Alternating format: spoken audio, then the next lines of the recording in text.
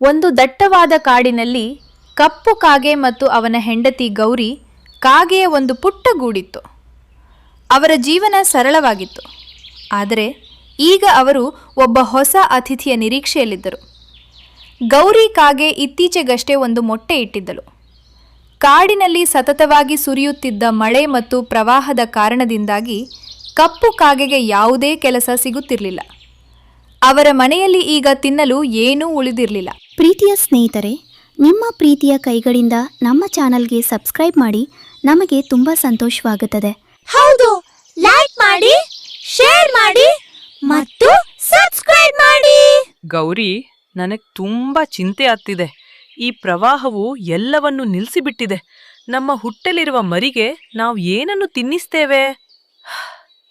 ಕಪ್ಪು, ಗಾಬರಿ ಪಡಬೇಡ. ನಾವಿಬ್ರೂ ಸೇರಿ ಯಾವುದಾದ್ರೂ ದಾರಿಯನ್ನು ಹುಡುಕೋಣ. ದೇವ್ರು ಒಳ್ಳೆಯದನ್ನೇ ಮಾಡುತ್ತಾನೆ. ಕೆಲವು ದಿನಗಳು ಕಳೆದು ಹೋದವು. ಒಂದು ಮುಂಜಾನೆ ಗೌರಿ ಕಾಗೆಯ ಮೊಟ್ಟೆಯಿಂದ ಒಂದು ಪುಟ್ಟ ಮುದ್ದಾದ ಮರಿ ಹೊರಬಂದಿತು. ಅವರ ಸಂತೋಷಕ್ಕೆ ಪಾರವೇ ಇರಲಿಲ್ಲ. ನೋಡು ಕಪ್ಪು, ನಮ್ಮ ಮರಿ ಬಂದು ಬಿಟ್ಟಿತು. ಎಷ್ಟು ಮುದ್ದಾಗಿದೆ. ಹೌದು ಗೌರಿ, ಇದು ನಮ್ಮ ಹೊಸ ಭರವಸೆ. ನಾವು ಇದಕ್ಕಾಗಿಯೇ ಬದುಕಬೇಕು. ಅಷ್ಟರಲ್ಲಿ ಹಠಾತ್ತನೆ ಅವರ ಮನೆಯ ಬಾಗಿಲನ್ನು ಜೋರಾಗಿ ತಟ್ಟುವ ಸದ್ದು ಕೇಳಿಸಿತು. ಬಾಗಿಲ ಬಳಿ ಬ್ಯಾಂಕ್ ಉದ್ಯೋಗಿಯೊಬ್ಬರು ನೋಟಿಸ್ ಹಿಡಿದು ಬಂದಿದ್ದರು. ಜಿ, ಹೇಳಿ, ನೀವು ಯಾರನ್ನು ಭೇಟಿಯಾಗಬೇಕು ಮತ್ತು ನಿಮ್ಗೆ ಏನು ಕೆಲಸವಿದೆ? ನಾನು ಬ್ಯಾಂಕ್ನಿಂದ ಬಂದಿದ್ದೇನೆ. ಈ ನೋಟಿಸ್ ತೆಗೆದುಕೊಳ್ಳಿ ಮತ್ತು ನೀವೇ ಓದಿಕೊಳ್ಳಿ. ಕಪ್ಪು ನೋಟಿಸನ್ನು ಒಳಗೆ ತಂದು ಓದಿದನು. ಅದನ್ನು ಓದುತ್ತಿದ್ದಂತೆಯೇ ಅವನ ಕಣ್ಣುಗಳು ಅಚ್ಚರಿಯಿಂದ ಅರಳಿದವು. ದೇವರೇ, ಇದೇನಿದು?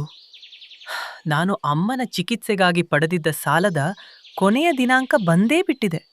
ಒಂದು ವೇಳೆ ನಾಳೆಯೊಳಗೆ ಹಣವನ್ನು ಪಾವತಿಸದಿದ್ದರೆ ಅವರು ನಮ್ಮ ಮನೆಯನ್ನು ಹರಾಜು ಹಾಕುತ್ತಾರೆ. ಬೇಡ ಕಪ್ಪು, ನಾವ್ ಎಲ್ಲಿಗೆ ಹೋಗೋಣ?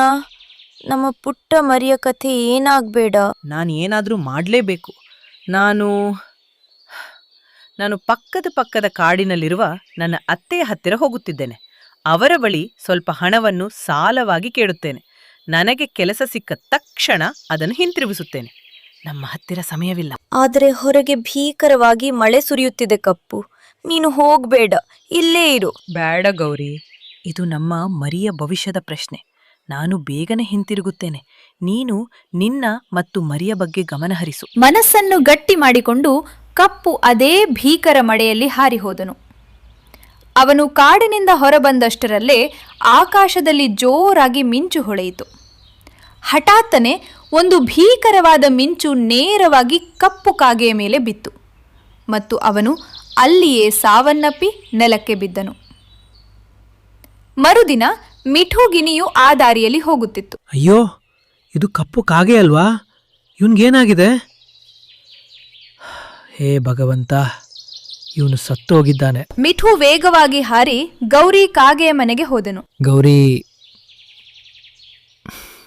ನಾನು ನಿನ್ಗೊಂದು ಕೆಟ್ಟ ಸುದ್ದಿ ನೀಡಬೇಕಿದೆ. ಕಪ್ಪು ಅವನಿಗಿಲ್ಲ. ಮಿಂಚು ಬಿದ್ದ ಕಾರಣದಿಂದ ಗೌರಿ ಕಾಗೆ ಏನನ್ನೂ ಮಾತನಾಡಲಾಗಲಿಲ್ಲ. ಅವಳು ಸಂಪೂರ್ಣವಾಗಿ ಸ್ತಬ್ಧಲಾದಳು. ನನಗೆ ತುಂಬ ಬೇಸರವಿದೆ. ನಾನು ನಿನ್ನ ಹೊಡ್ತೇನೆ. ಗೌರಿ ಒಳಗಿನಿಂದ ಸಂಪೂರ್ಣವಾಗಿ ಕುಸಿದು ಹೋಗಿದ್ದಳು. ಅವಳು ತನ್ನ ಈಗಷ್ಟೇ ಹುಟ್ಟಿದ ಮರಿಯನ್ನು ಎದೆಗೆ ಹತ್ತಿರವಾಗಿ ಅಪ್ಪಿಕೊಂಡಳು. ಅಷ್ಟರಲ್ಲೇ ಬ್ಯಾಂಕ್ನವರು ಬಂದರು. ಗೌರಿ ಕಾಗೆ, ನಿಮ್ಮ ಸಮಯ ಮುಗಿದು ಹೋಗಿದೆ. ನಾವು ಈ ಮನೆಯನ್ನು ಹರಾಜು ಹಾಕಲೇಬೇಕು. ತಕ್ಷಣವೇ ಇದನ್ನು ಖಾಲಿ ಮಾಡಿ. ದಯವಿಟ್ಟು ದಯೆ ತೋರಿಸಿ. ನನ್ನ ಪತಿ ಈಗ ಇಲ್ಲ. ನನ್ನ ಬಳಿ ಈ ಪುಟ್ಟ ಮರಿ ಇದೆ. ನಾನು ಎಲ್ಲಿಗೆ ಹೋಗಲಿ? ನಮಗೆ ನಿಮ್ಮ ಅಸಹಾಯಕತೆ ಅಥವಾ ಅನಿವಾರ್ಯತೆ ಗೊತ್ತಿಲ್ಲ. ಇದು ಬ್ಯಾಂಕಿನ ನಿಯಮ. ಬ್ಯಾಂಕ್ನವರು ಗೌರಿ ಕಾಗೆ ಮತ್ತು ಅವಳ ಮರಿಯನ್ನು ಮನೆಯಿಂದ ಹೊರಹಾಕಿದರು. ಗೌರಿ ಕಾಗೆ ಈಗ ನಿರಾಶ್ರಿತಲಾಗಿದ್ದರು. ಅವಳ ಬಳಿ ಮನೆಯೂ ಇರಲಿಲ್ಲ, ತಿನ್ನಲು ಆಹಾರವೂ ಇರಲಿಲ್ಲ. ಅವಳ ಮರಿ ಹಸಿವಿನಿಂದ ಅಳುತ್ತಿತ್ತು. ಈಗ ಏನ್ ಮಾಡ್ಲಿ? ಈ ಪುಟ್ಟ ಮರಿಯನ್ನು ಇಟ್ಟುಕೊಂಡು ಎಲ್ಲಿಗೆ ಹೋಗ್ಲಿ? ಇಂದಿನ ರಾತ್ರಿಯನ್ನು ರೇಣು ಹಕ್ಕಿಯ ಮನೆಯಲ್ಲಿ ಕಳೆದು ಬಿಡುತ್ತೇನೆ. ಗೌರಿ ಕಾಗೆ ರೇಣುವಿನ ಮನೆಗೆ ಹೋದಳು. ರೇಣು ಹಕ್ಕಿ ತುಂಬ ದಯಾಮಯಿಯಾಗಿದ್ದಳು. ಅಯ್ಯೋ ಗೌರಿ, ಇದನ್ನು ಕೇಳಿ ತುಂಬ ಬೇಸರವಾಯಿತು. ನೀನು ಚಿಂತೆ ಮಾಡಬೇಡ. ನೀನು ಮತ್ತು ನಿನ್ನ ಮರಿ ಆರಾಮವಾಗಿ ನನ್ನ ಬಳಿಯೇ ಇರಬಹುದು. ಮರುದಿನ ಗೌರಿ ಕಾಗೆ ಹತ್ತಿರದ ಒಂದು ಹೊಲಕ್ಕೆ ಆಹಾರದ ಹುಡುಕಾಟದಲ್ಲಿ ಹೋದಳು. ಅವಳು ಕೆಲವು ಬಾಳೆಹಣ್ಣುಗಳನ್ನು ಕಿತ್ತು ಸಂಗ್ರಹಿಸಿದಳು. ಅಷ್ಟರಲ್ಲಿ ಅವಳ ಕಣ್ಣು ಬಾಳೆಗಿಡದ ದೊಡ್ಡದಾದ ಗಟ್ಟಿಯಾದ ಎಲೆಗಳ ಮೇಲೆ ಬಿತ್ತು. ಅವಳ ಮನಸ್ಸಿನಲ್ಲಿ ಒಂದು ಹೊಸ ಆಲೋಚನೆ ಮೂಡಿತು. ಅರೆ, ಈ ಎಲೆಗಳು ಎಷ್ಟು ದೊಡ್ಡದಾಗಿವೆ ಮತ್ತು ಎಷ್ಟು ಗಟ್ಟಿಯಾಗಿವೆ. ನಾನು ಇವುಗಳಿಂದ ಒಂದು ದೊಡ್ಡ ಮನೆಯನ್ನು ಕಟ್ಟಬಹುದು. ಒಂದು ಭದ್ರವಾದ ಆಶ್ರಯ ತಾಣ.